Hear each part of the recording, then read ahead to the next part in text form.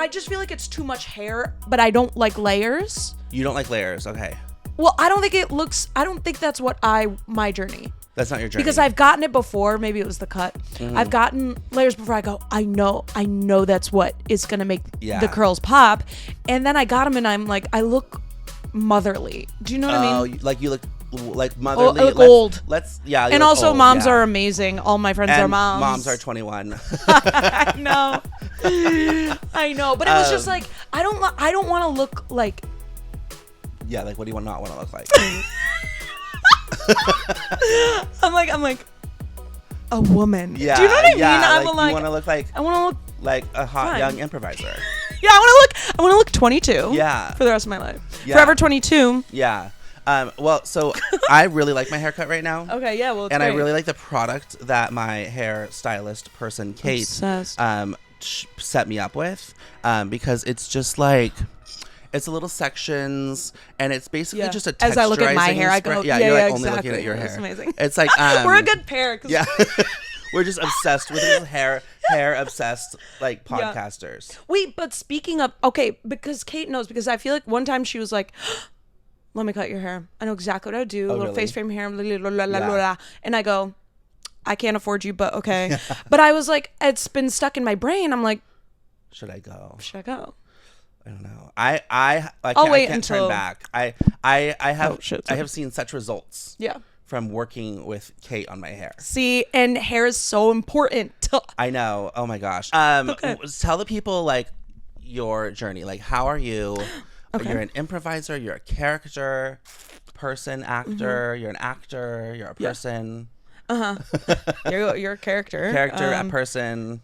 So I'm a actor, comedian, improviser, do sketch, and character performing. Yes. So and not all in that order, but that's kind of what I do. Yeah. Okay.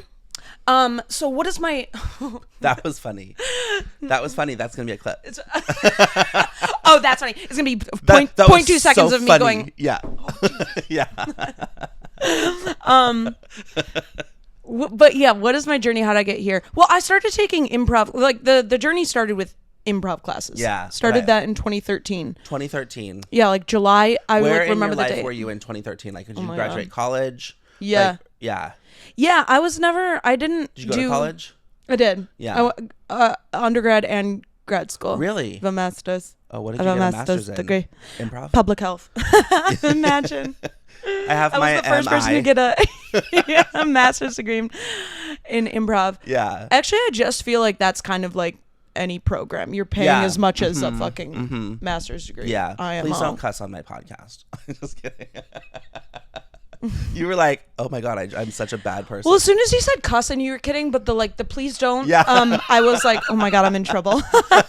Please don't say bad words. So funny. Well, I just think it's funny. The reason that I found that funny, I'll tell you. Let's please. break it down. Oh my God, I love. So I think it's ridiculous when people go on podcasts and they let like a fucking slip or something. Yeah. Like they'll say, oh my God, I'm so fucking pissed about that. And then they go, can I curse on your podcast? Yes. And here's the two outcomes. Yes, you can. Or no, you can't, and we'll bleep it. So you don't need to address it. I know. I feel like there's a lot of like tropes of podcasts. Yeah. And that is like absolutely one. It's like, God damn it. Can I swear on this, by the way? And it's like someone's random like YouTube channel. Yeah. It's like, girl, yeah. No one's listening. Yeah. Not this. No. Can I swear on this? Yeah, can I swear? Like, actually. And the truth is, like, if you did that, and I was like, oh, I don't really have swearing on my podcast, I wouldn't bring it up. I would edit it out somehow, or like I would bleep it. Or you would tell me before. Yeah, like by the way, this is a family show. Yeah, and that makes sense. I just laughed because what if it was? Yeah. You're like giving it to kids. Well, you know, it's funny. I do think about that sometimes because but I think kids could love this. I think the kids would love it. It's life and bold. It's colorful. They're talking about living their dreams. Kids should this listen is a to children's podcast. Wait, but like, I've I do like actually think that a lot of kids do listen to my podcast, and here's why: because their moms and dads and non-binary parents are listening to it in the car. with my the God, that's kids, so that's the only beautiful. time they can do it. Is like they'll be like, I want to listen to Ben's podcast, but I don't have a lot of time. That's so beautiful. So definitely edit out the fucking, and But I'll edit out that I one. actually think my stance on that is like kids should hear it, you know? And I'm sorry to like joke about that because I do really think that like you are, and these conversations are a positive influence for any age person. Yeah. What did you, when you were a little kid, what did you want to be? Like, what was your dream? My dream was always, when I would write it on worksheets, it would be professional basketball player or professional soccer player. Oh man, but that that's sucks. like, You're not any of those. No, not one of those two. Yeah, can you believe that? No, because you should be. Thank you. Yeah, and I am on a co-ed soccer team right now. Yeah, and we're kind of like in the fun division. Yeah. Okay. And we came in third last season. Out of how many But teams? I wasn't there for the playoffs though. Out of like maybe 9. Did they win the playoffs without you? No, they didn't. They came in third. Yeah, they would have been second with you. Might have been first. Yeah, because you know what you are. What? Second best. I always said if I write a like a memoir or something, when I do, I would call it honorable mention, because that's what I, for soccer, I was never, I was good. I played in college, so good enough to play in college, Division 3, but I like honorable mention was sort of my never made an all conference team, never made an all. Do you want to know what I would call my memoir? What? Does anyone want my pickle? Do you get it? Do I get it? I mean, because and I'll tell you, and I'll tell you that when I tell people that title, they don't get it. So I'd have to do a lot of press. I don't think I do. So it's about being it's a two-parter. First, being a picky eater who doesn't like pickles. Oh, and when the food comes, yes, and I do notice about you. Yeah, when the food comes. Does anyone want my pickle? Does anyone want my pickle? So that's part of my experience. And then also, does anybody want my pickle? Yeah, like that. Does anybody want to date me? You know? Yes. You know what I mean? mean? Okay, I'm fully on board now. For some reason, the only thing I could think of was the innuendo of nice. And that's what it is. But and it's also so pickles. you, because it's like, oh, does anyone want my pickle? Like for sandwich for like at a deli. I'm thinking about writing a song. Does anybody want my pickle? Oh, you totally should. Like, because it's just like, it's basically like, does anybody want me? Yes. You know? But it's also like deeper than that. It's like, does anyone want to like share? That's pretty deep. But I think, okay, maybe not deeper. Yeah, okay, right. There's this. I think the diner version is actually a little bit like sweet too. Yeah. It's like, let's share this together. It's almost like the together. pizza. It's almost like your pizza song. Yeah, I know. It's pretty similar. Split my pizza. Split my pizza. Do you want my pickle? It's the same. Maybe I just need a rap verse and split my pizza. And then by the way, does anybody want my pickle? I'll give you a quarter and a dime and a nickel. Oh, see, there you go.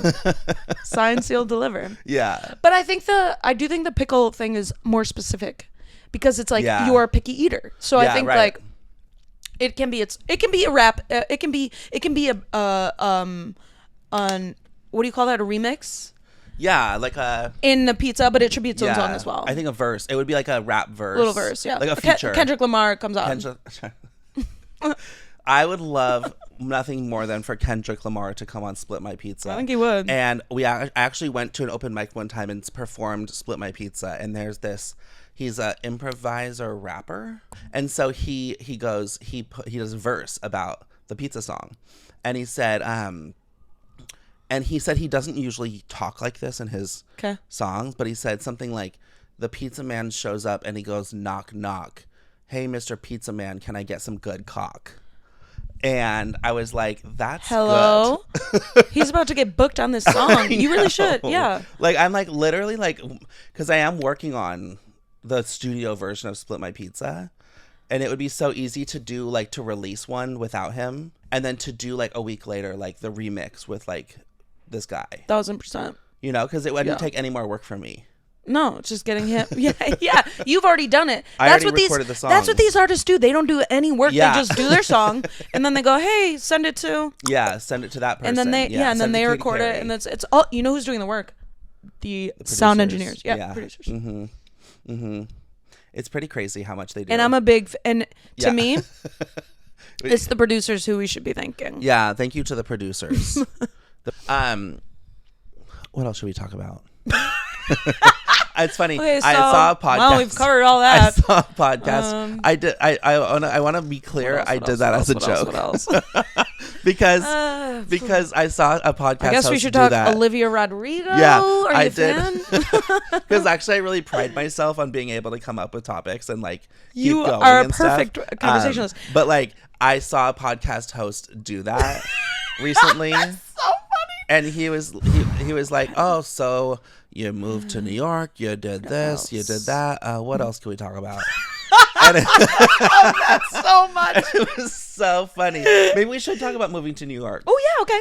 When did you move to New York? Okay, moved in 2017, June of 2017. Oh, okay. From Detroit. Yeah. Which was where, because we grew up in a suburb of Detroit, but I was living in downtown Detroit at the time with my boyfriend James, and we moved out to New York together. Yeah. I don't know, I was like kind of telling the audience that. Yeah, my boyfriend James. So my boyfriend James. Yeah. Yeah. We want you to be included if you're watching the video. I'm looking at him. Hi, James. Hi, James. This is my Bernie Sanders. Hi, James. There is something so funny, and there's something so funny about real impressions that's really funny, and then fake impressions is funny, but like it's obviously less effort. Yeah, but it's still funny because it's sort of clowny. Do you remember we did that video that kind of took off? Yeah. Yeah. That was so funny to me. Yeah. Wait, what video? Our Star Wars video? Yeah. Yeah. That was funny. Did it take off? No. Oh. I don't think so. I never look. I can never look on. You just say that like, that video believe. that took off and like no one's gonna question it. Yeah, exactly. I think moving to New York, and when I first started this podcast, like I had another coach. I'm a big like get a coach. 1,000%. I need people to talk to. Yeah, and I was telling her like I really want to grow my podcast. Like I really want to like be famous, you know. Of course. And she was like, well, okay, so your podcast is called Life in Bold. If you went on someone else's podcast and they said, how are you living your life in bold? What would you say? And I was like, whoa. Like, wait, when was this? She asked like that? 2 years ago or a year ago.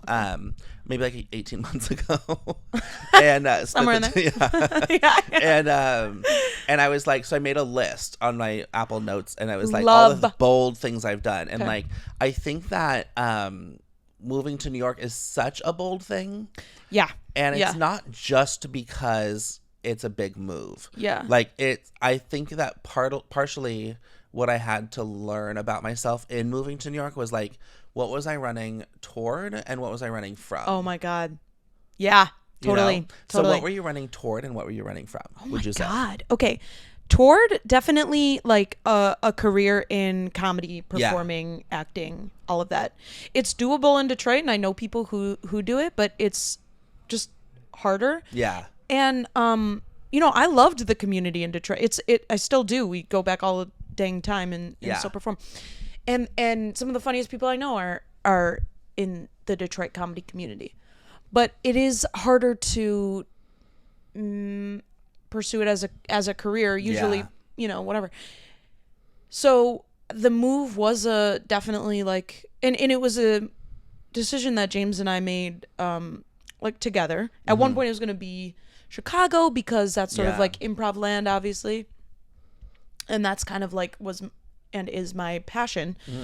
But eventually it was sort of like, oh, New York is sort of more like eventually people usually end up in either LA or New York.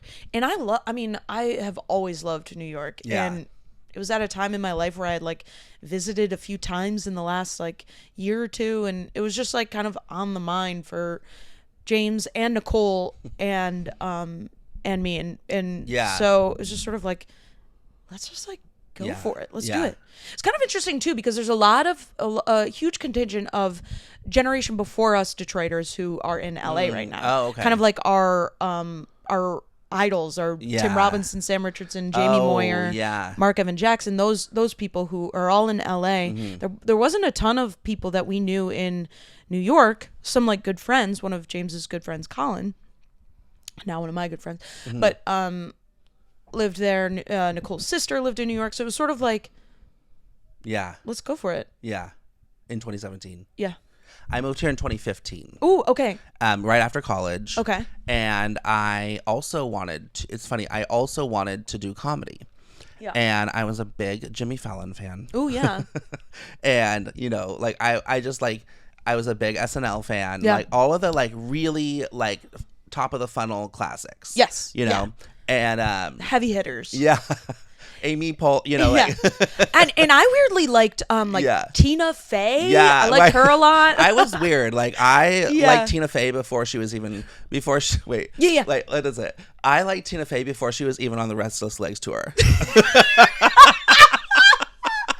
There was a show she was on. Yeah.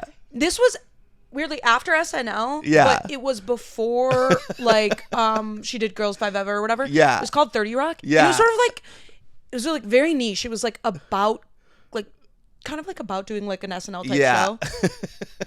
And I loved that show. Yeah. It was really cool. I think you can watch it still. Yeah. But like when I remember when I first moved here, I was like, I want to be around comedy. I want to do comedy. Yes. And at the time it was like totally stand up because that was my entire understanding of what comedy is. Yeah. And when I moved here, I moved here with my best friend from college, and within the first like 3 days, we went to like a stand-up open mic night. Fun. And it was fun, but like I got up and I did this like 5 minutes. Okay. About that, I just it was the first time for the whole 5 minutes. Yeah. And but I just talked about like different exercise like things that I've tried, like just like I tried this and this is what happened. I tried this and that's what happened. And it was like it was a situation where like I felt like my theory on stand-up open mic nights is like, for myself, is like if I just go and stand on the stage and do something, I'm gonna be better than half the people. just because like I'm not cringe in that way. Like I'm not gonna do something that's that crazy that makes people uncomfortable. Yeah. And like half the people do that. Yes. Like half the people are gonna get up and just be racist. Mm-hmm. Half the people are gonna get up and like be angry, but it's not authentic, or like you know what I mean. Like and I'm just gonna get up and say something funny that happened. Yes. Some people like you are just naturally funny. Wait, did you write something for that? For that, I did. Yeah, I wrote it. Okay. I wrote, and it was, and I think I don't think I brought anything on stage though. Like you were doing straight stand up. I think music. I probably thought I didn't do any music, and so then I kind of just set stand up down because I was like, that wasn't that fun.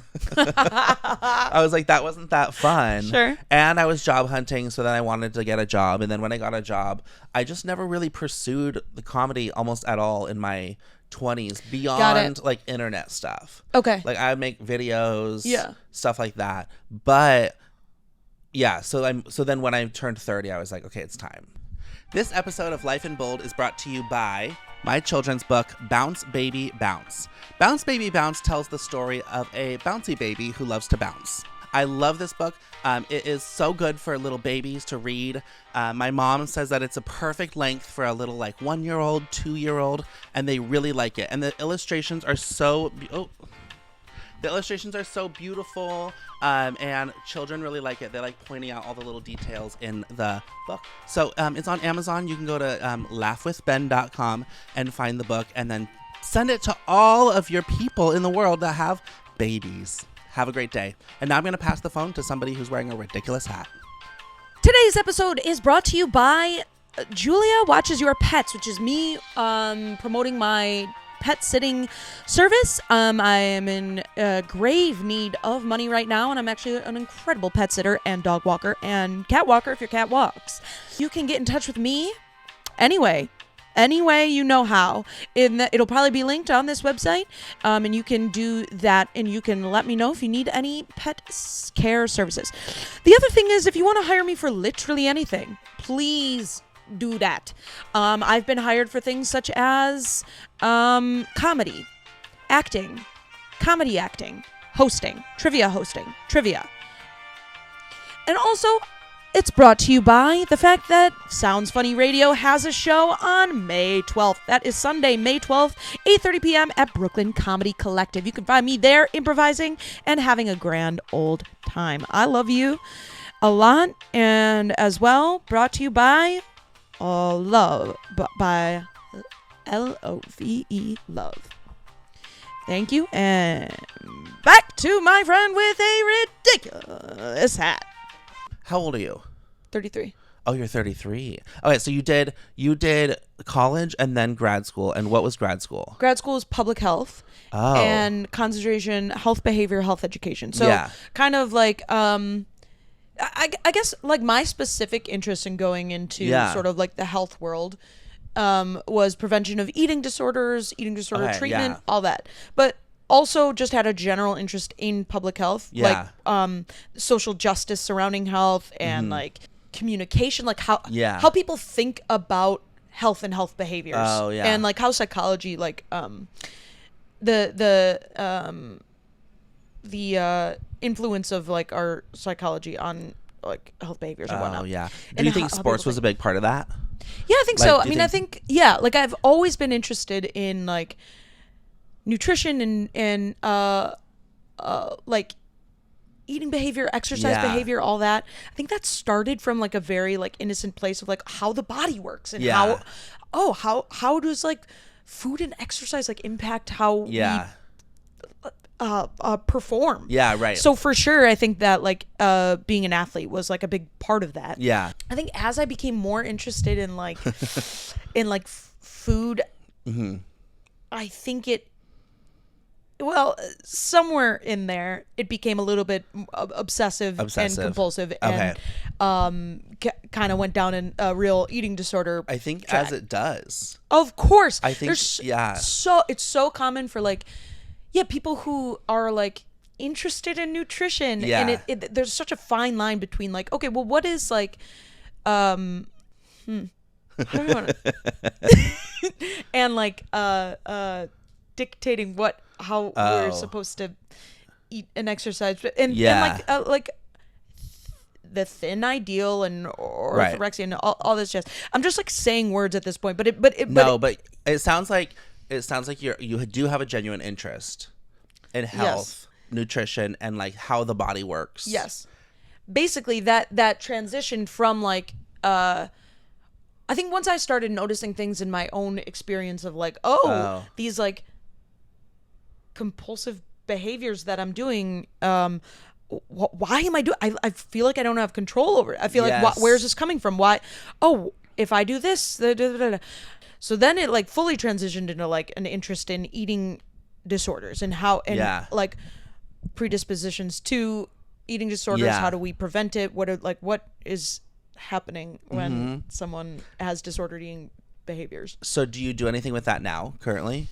Not really. I mean, I like still I like studying that stuff. I like reading books on it. I like listening to podcasts on it. Maintenance Phase is one of my favorite podcasts. I love Maintenance Phase. Okay, yeah, totally. So love that. That is such an interesting podcast. Yes, totally. And I like, it's just refreshing to have the podcasts and the media that are not like weight centric. There's so much where we just like are, as a society, we're so focused on like, and it'll just be like small comments that people will say, and it's like a flag for me at this point that's like, this is like diet culture-y, and like you may not even know it, but it's like weird for me to hear that. There's and like so much out there that is so uninformed and toxic, and like even like people, even the experts are toxic. It's like, I feel like I've had moments in my life where I'm restricting food way too much, where I'm counting calories and I'm eating a stupid number of calories in a day, and like also times where I'm not caring whatsoever about what I'm eating and not feeling great. And like, it really is such a balance, and it's such a frustrating balance. Yeah, exactly. And I remember there was this one time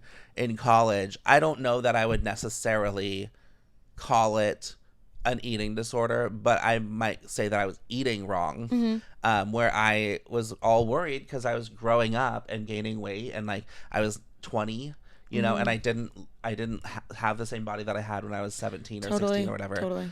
And that's something I think that people like, the body transformation in your 20s is so much that I don't think we talk about, like, that's really normal. Yes.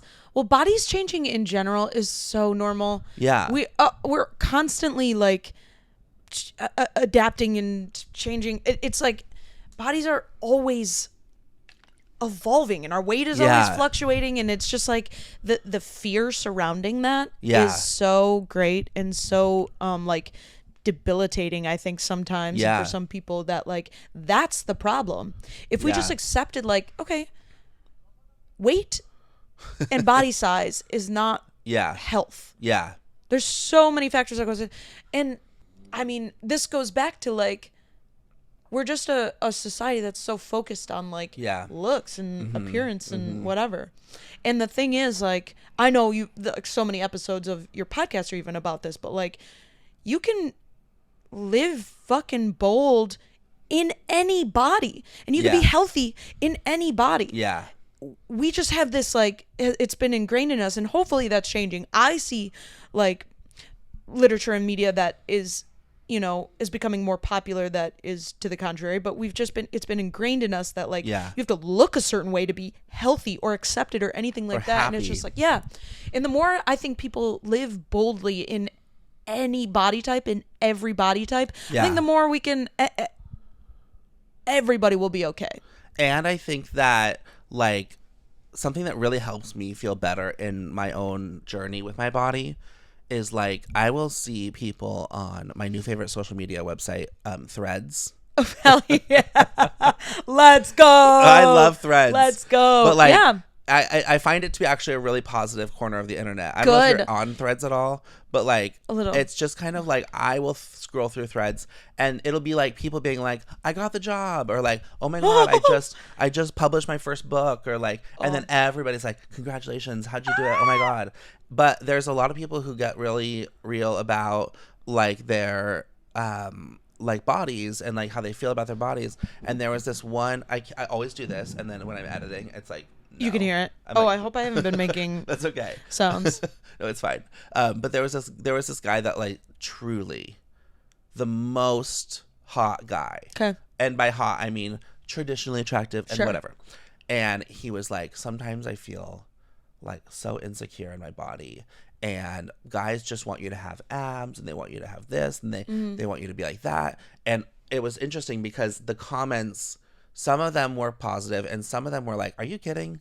Like, you are the hottest person ever. Like, you do not have this problem. Which I was like, don't tell someone that. Exactly. But like, it really helps me realize, even if I had what I would consider the body that I wanted, I would be like, oh, and my skin is too white, and I'm too hairy, and and my toenails aren't the You find other problems. Totally.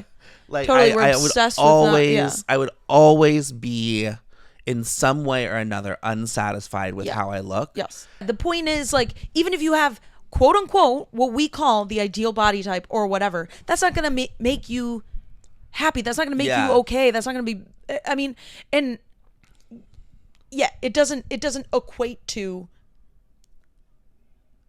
satisfaction or happiness or whatever you're searching for. Yeah. Everybody looks in the mirror and is their own biggest critic. And, you know, when I'm even editing this podcast, I'm like, every time I'm editing, I'm like, oh my God, like, totally, you know, I'm always, I'm oftentimes like taller than the guest or bigger than the guest or like not as well dressed as the guest or like whatever. And I make the conscious decision, like, I'm just gonna not let that bother me, because that is my big learning in therapy. For sure. Here we go. This is it. This is my major key. Okay. What I've learned in therapy is that like all the thoughts I have about my body are irrelevant to how I should live my life. Exactly. I am allowed to have insecurities. I'm allowed to say, oh, I think I look big in this picture or whatever. Like, I don't have to say, I love that. You know what I mean? Like, but like, if I say, oh, if I wish I looked different in this picture, that's not a reason to not post it or like to not share it or send it to my grandma. You know what I mean? Totally. Yes. Well, and not to keep using this term, but like, it's not a reason to not live boldly, which is to say, like, to be, to say, I love how you said that, just like to send a photo to your grandma. Like to like this isn't a reason. People love us not for how we look, or we love photos not for like how good we look in them or whatever. It's like people just no one's thinking about. There's so many more important things and more valuable things in this world than being weighed down and bogged down by how we look or how we think we should look. Yeah. And I think you're right. Like, we don't have to lie and be like, oh, I love this about myself, if you really don't. Yeah. But again, if you can find a way to love it, I think that's gonna be the goal. Yeah. Sometimes that's gonna be freeing. I was thinking the other day, and by the way, I have trouble with this still, even though I say it. Right. Yeah. We all have trouble with it. But the more we can like get to a place where we're like, fuck yeah, that is beautiful. That is beautiful. Yeah, right. Whatever unflattering angle, whatever that is, whatever this or that, is actually a reason to send it to my grandma. Yeah. I think I had a moment when I made this new set. So I did the painting, I did this wallpaper, which looks great, by the way. Thank you. And I posted on Facebook because I do.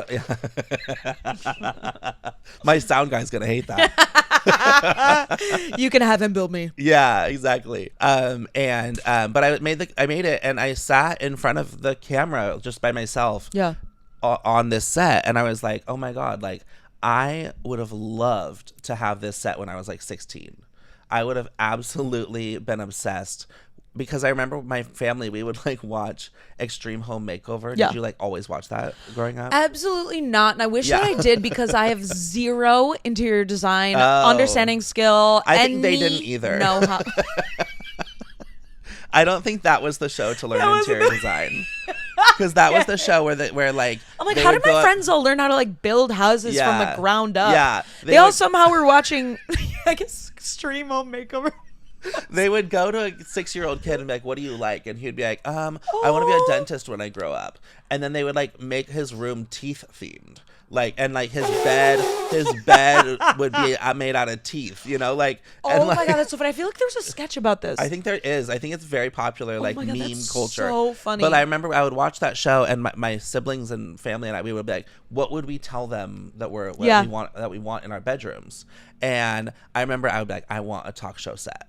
Like I would say at 16. See, that's actually slay. That's actually so cool. I would be like, I want like a newsroom. Like I want like a, you know, like a late night set. I would want that in my. Oh my god! And at one point during high school, I would never have done this because it was the garage. But like, I was like, I almost wanted to ask my parents, to like let me move into the garage.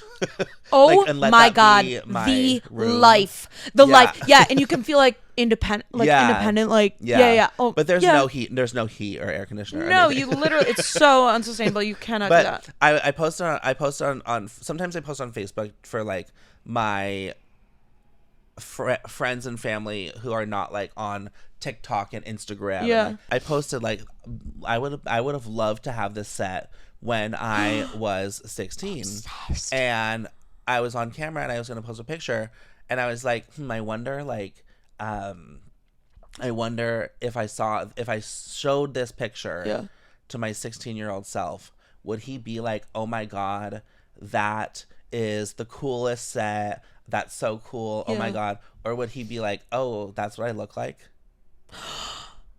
You know what I mean?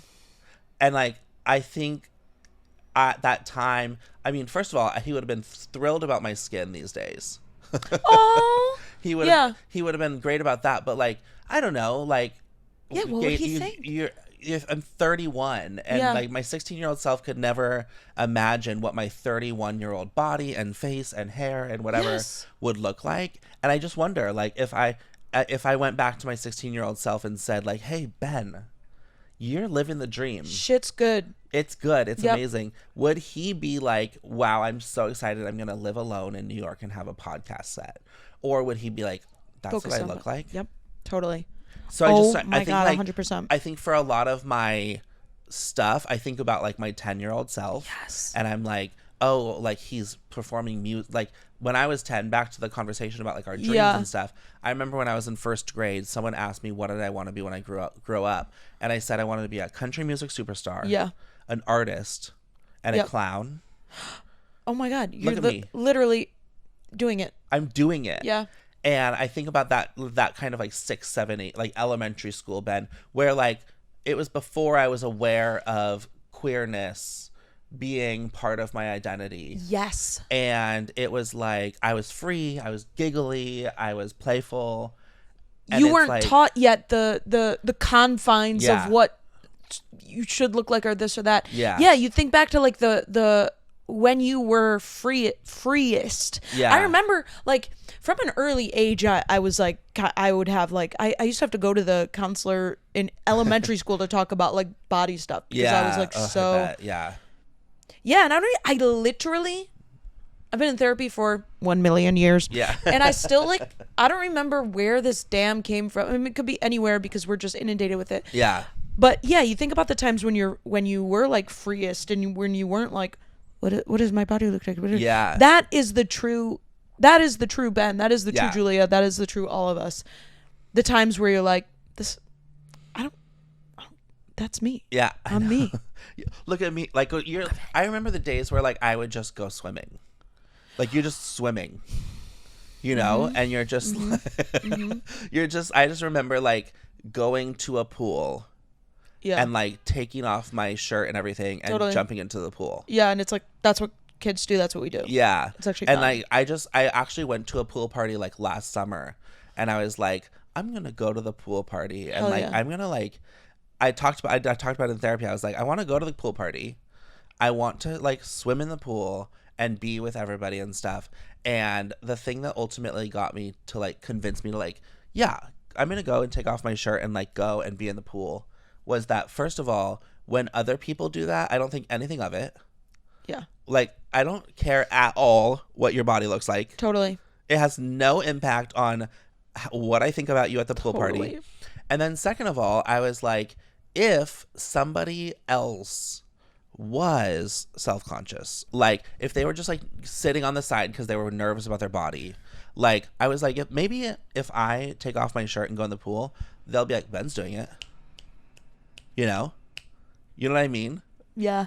That's like, I feel like that helps me. Whenever I feel like I can like help somebody, it motivates me to be more bold. This is why I will come back to it. Like, I think to see people on the internet or in real life or whatever, people that like you can be inspired by who are living their life boldly. Yeah. It's inspiring so that you can like, if this is what I think that like representation matters. Yeah, but it really does. Literally. It really does, because you start realizing, oh, like, hang on a minute. This person is doing that. They're being, whatever it is, body stuff, any of it. This person is being weird. This person is saying stuff with no filter. I don't know either, but you know what I mean. They're being who they are. They're, being their true selves. Oh, once again. Yeah, being your true self. I can too. Or it helps you realize, oh, this is how I haven't been doing that. Yeah. Yeah. Oh, this person posted the picture where they, the so can I. Yeah. That's why I also think that like with internet content, like, so there was a time like 2021, maybe early 2022, I really wanted to help people with their side hustles, because I'm a big like side hustle guy. Like I have my photo booth, I've had Etsy store, like I just like I've done different things to make money, and I am always helping my friends with like their businesses. Totally. And in the pandemic, I was like, maybe I should like be a side hustle coach, and so I actually got like a few clients and like got people to work with me. But I was sitting with my friend Kara, and we were at my, it was like my 29th birthday dinner with just the two of us. Cute. And I was like, oh, I want to do this with my coaching business. I want to do this with my coaching business. And she was like, I don't really think you like having a coaching business. She was like, I think you like making content about it. I don't think you actually want to be coaching. I think you just like making content. And I realized like she was right. Like I did like coaching, but like what did I spend my hours and hours and hours on? The marketing, the content, the whatever. And I was posting all kinds of content, like motivational content, like make sure you do this, or you can do this, or, you know, make like if you want to have a business idea, here are 5 ways to get started, and like stuff like that. And I was talking to another friend who I don't remember who it was, and I'm so sorry to this person, but and maybe it was the coach, but like I think I made a transformation from like telling people like, it was my friend Stephanie. She was like, live in it. Stephanie got her shout out. Yeah, she was like, live in it and like do it. Don't tell other people how to do it. So like you're posting Love that. You're posting content that says, here's how to do this, and transforming that to saying, this is what I'm doing. Yeah. Like it or not, this is what I'm doing. I think what it really is for me is like, I want to live my life in bold, and to me that means a lot of things, but it kind of means going after what I want. Yeah. There's some element of being clear on who I am, and being clear on kind of what direction I want to go, with the understanding that I can go in all kinds of directions. Of course. It can always change. I don't need a plan, but it's nice to have a direction to go in. Yes. And then it's also just about being authentic, standing in who you are. Yeah. And I think for me also it's about like choosing challenge and like going after something even though it's hard. For sure. But I don't necessarily want Life in Bold to be something where I say, okay, folks, today is the day we're going to talk about choosing challenge. I want it to be, I want to bring someone on who chooses challenge and just chat about it, because I also like comedy. Do you have, okay, so I think like a big part of it, I don't know how much time we have left, but I think a big part of it is like knowing when you feel most authentic. Oh. What for you is that? How do you know when you're being your most truest Ben self? So before I started comedy, it was the photo booth. Hell yeah. It was the photo booth, because I should bring you to one of my events. Like, it's like literally like, it's if a James party. and I ever get married, we know who we're going to call. Who you going to call? Ben Hawes. Yeah. So the photo booth, I would always say that's the most me, because it's my business, so I'm owning it. I'm independent. Yes. Yep. But also I am having people come into the photo booth, and not everybody is comfortable in a photo booth. Not everybody likes photo booths. But you are a warm and welcoming presence, and you unleash silliness in people, and that's like the big part of it. Yeah. I like totally understand this. I feel like hosting. Ooh, I don't know if this. It's almost like I relate to you in the like when I get to like host a show, or like you have this sort of like inherent confidence and power in that space, and you're in charge of just making people feel welcome and good. I love that. On last week's episode we had Seann Cantatore. Listened, loved, and watched. You watched it. You loved it. Did you watch or listen? I watched. Seann was talking about being kind and building a environment that feels like people are home, and like allowing people to feel comfortable. And I think that's what a lot of us have in common. Is like we really want people to be happy and comfortable. And I think that's a little bit different than some people. I think the group that we have like around us of people who are interested in, I don't know, the kind of comedy that we do, it is very uplifting versus there's a lot of like stand-up comedians that are like, I'm gonna tear you down and I'm gonna make fun of this person. Yeah, and, like, they antagonize the audience, whatever. Yeah. Well, it's funny because like when I first did my solo show last year, there was a lot of like me addressing the audience and then doing characters and then this and that. And the first time I did it, I mean, of course I was so nervous, and I was like loving life, and I was having a lot of fun, but it was a lot of like defense mechanisms up, like as if you guys care. You know what I mean? Like totally. A lot of like, sorry, what am I saying? Like, you guys don't give a fuck about me. Kind of like those types of things. And like, I think that is a form of comedy. True. But I think that like, one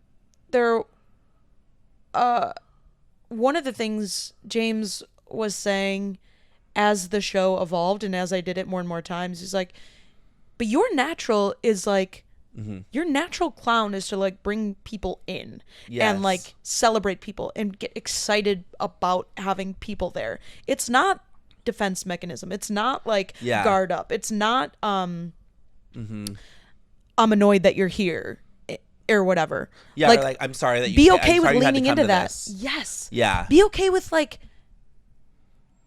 inviting people to the party. Yeah, right. And I feel like the last time I did the show, I actually, it was honestly one of the most fun ones because I did do that. And it allows you to get to a place that's a little bit more vulnerable. Yeah, right. But it's a lot more fun and a lot, I think, more fun to be around. Yeah. Okay, so when this comes out, you will have already done your show this weekend. Yes. Are you still writing it? Actually, so this show is going to be still designing it. Still designing it, yeah. This one is going to be improv though. Yeah, this one is going to be improvised. I'm asking. Here's how I ask improvisers questions. Are you writing your show right now? And I go, no. Yeah, and I write the whole thing. I go, yeah, no. So this is going to be from the top of my head. So you have the show. We can't promote the show right now because it's not going to come out yet. But how do you hope to feel after the show? Ooh, I hope to feel like. So here's what I think the show is going to be. Yeah. I think it's going to be, I get some sort of suggestion from the audience. It's so funny. It's in like 4 days. Yeah. Not even. I think it's in 3. I ask the audience for some sort of suggestion, and then I improvise a series of character monologues of characters who are all either in the same attended the same event, or in the same location, or whatever, and then potentially go into different scenes with these people, or show little backstories for these folks. But it'll be improvised character monologues is sort of like the basis of it. And I wanted to do something that was a little lower touch than last year, which was like a fully written and not written, but like a big character show. Yeah, right. And I put a lot of work into that. And this one, I was like, I remember something a little more chill. That's how I first ever heard of you. Was your solo con show? Oh, yeah, cute. because it was the changing room, right? Yeah. And I remember that I was going to Seann's show. Yes. But I didn't know you yet. Yeah. Yeah. So that's where we met, and you told me you like my sweater. Abercrombie. Yeah. And we said, you should get that in every color. And then I went home and looked it up. They only have it in yellow. Oh my God. But it was a cute sweater. Yeah. I want to ask you more about what your message is to the world, because I think it's one of my favorite questions to ask people. I think there's a lot of commonality between people who are doing comedy, people who are performing, like the reason why they do what they do. For me, it's a lot around acceptance and compassion and understanding that like everybody's going through shit, and like we should just be nice and accept each other and like celebrate each other and all of that. And I think my comedy does that. It's like, I think there's a level of earnestness with my songs where I'm talking about being a closeted gay teenager. And there's something about that I don't care if you're the straightest person in the world, you can relate to that. Of course. Coming out and being who you are and celebrating that. And like, you know, even if you're like some guy and you're like, I never knew I would love hunting, but then I realized one day from Ben's song. Yes, you totally, know what I mean? Totally. And so that's like, for me, that's my motivation. So what would you say is yours? Oh my gosh. Well, I think first off, that's so beautiful, and I think you do a great job of that. And I think like the way you live your life, literally, like as we talk about this, like you are inspiring. The way you are, like, I think your self-confidence, to me, I watch the way you move through the world. And it influences me. Yeah. It inspires me. And I think that's so beautiful. Because you're basically like, wow, that guy's not even talented and he's so confident. That's exactly it. Yeah. What a piece of shit. Yeah. If he can do it. Yeah. No, your genuine love for yourself. It's no matter what. I mean, I think that it truly is inspiring. Yeah, I do. I really. And you are obviously, on top of that, you are so talented, so funny, so all of that. You know, yes, I feel that way. Right, yeah. But I think like when people, hide that about themselves, or the fake humble or fake bashfulness, which I do sometimes. You know what it is? Like, in high school, I did fake it, and then I made it. I realized it till you made it. Yeah, I faked it till I made it. I had a friend in high school who, I guess one day she just thought it would be funny to start being conceited. Like she just like actually I'm gonna be a total bitch today and for the rest of my life. She like I don't know if she saw like Legally Blonde or something, but like she was just like, I'm the most amazing person in the world, and like I'm amazing. And I was like, me too. Then like, if we're gonna do this, we're gonna do this. If you girl, if you are so much, if you're a bird, I'm a bird. Yeah, right. And so I like literally would make all these jokes. Like I remember one time I was getting ready. I was at the like pre-party for prom. Cool. And one of the moms. Yeah, I remember mine vividly. One of the moms came up to me and she was like, "You look really good." And I was like, "I know, right?" And my mom was like, "You can't do that." And I was like, "Mom, I'm gonna do it. That's who I am."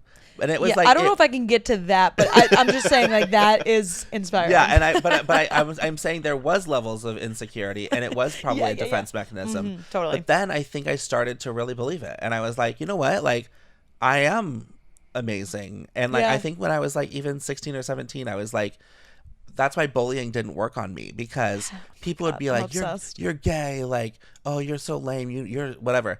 And I would be like, well, you're wrong, so this isn't even an accurate statement. Totally. So totally, like, so anyway, that's where my confidence comes from. Yeah. Oh my god, it's so beautiful. We could have a whole episode on this. Okay, so what is it? Yeah, what message do I want to? And we can. Okay. Yeah, I saw you. I noticed you told Seann that you'd have her. Yeah. I just haven't gotten that yet, but that's okay. Not yet. It's all dependent on this big swing at the end. I go, be you, be How are you true. Gonna land the plane? Here we go. Direct to camera. I think my message in my comedy and my performing is like, I have such joy, honest to God enthusiasm and joy for performing, that I hope that can impact people's lives and days. And I hope that inspires people to play that way or live their lives that way. There's just so much like inherent joy in any interaction and conversation and like moment to moments about life. There's just like, life is like cuckoo and crazy. And I feel like we can find the like absurdity and like absolute clown ass joy in everything. Yeah, I think that's right. Because I think that like there's a level of such seriousness with the world that we should be paying attention to and stuff. I like when people make art about pain and all that stuff, but I also like when someone says, you know what, like for 23 and a half hours of the day, we were worried and scared and frightened and angry and upset. Let's just like have some fun. Yes. Yep. For this half hour, you know? Totally. And that will end on that. That's beautiful. I love that. Let's have some fun. This beat is sick. I want to take a ride on your disco stick. Do you want my pickle? Yeah. Wait. Does anybody want my pickle? And with that, Julia, thank you so much for coming on my podcast. Thank you so much, Ben. It's been a joy. I'm very excited to be editing and posting this episode. Join us in the after party on YouTube exclusively. And then to you, thank you for watching. Thank you for listening. New episodes every Wednesday right now. And I hope you have a great day, an even better week. And don't forget to live your life in bold. And like the video, give us a thumbs up, and subscribe on Spotify and Apple and all of that stuff. Anything to end with? Yeah. This has been Life in Bold with Julia Schroeder and Ben Hawes. Bye. Bye. Sexual. Bitch. Sexual. Bisexual. Bisexual. At first I thought you were just saying sexual. Bye. That's how I say bye to everybody. I go, bye. Bye. Sexual. Yeah.